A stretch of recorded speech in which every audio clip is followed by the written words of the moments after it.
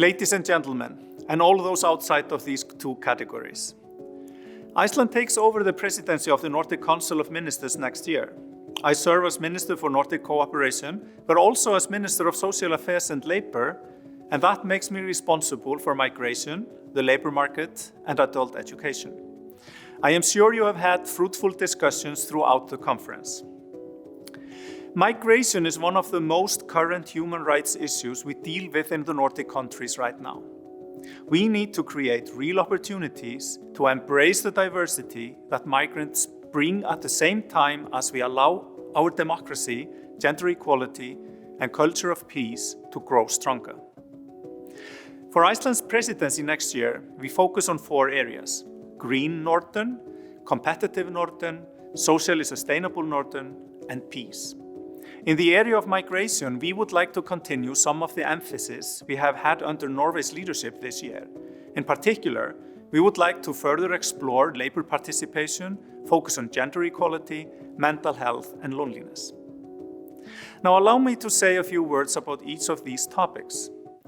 Labor participation cannot be limited to low-skilled jobs. We have to guarantee real opportunities in all sectors where migrants, just as everyone else, have a fair chance to participate, to grow, and to contribute to the future Nordic societies.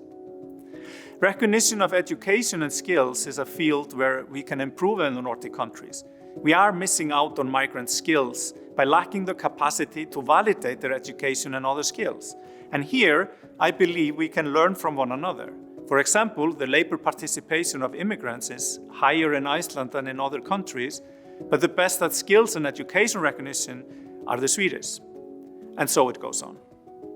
Iceland has had a leading role when it comes to gender equality, and we would like to explore that area further during our chairmanship in the Nordic Council of Ministers.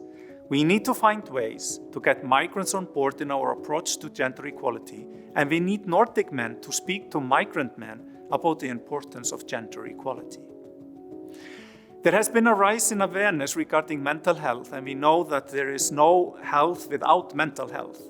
And for migrants, this is a very important issue, especially for refugees that have been forced to flee and often experiencing the worst atrocities we can imagine before getting out.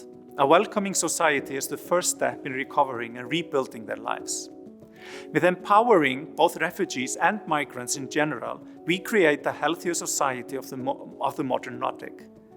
Last but not least, I want to address loneliness. Loneliness is an increasing problem that we are faced with in all of the Nordic countries, and I would like to see some emphasis on how we can together battle with this modern-day problem when people seem to be so close thanks to modern technology, but at the same time so far distant from one another. Dear participants, treating people with dignity and giving them a chance to flourish in our societies is a key to the Nordic state welfare model.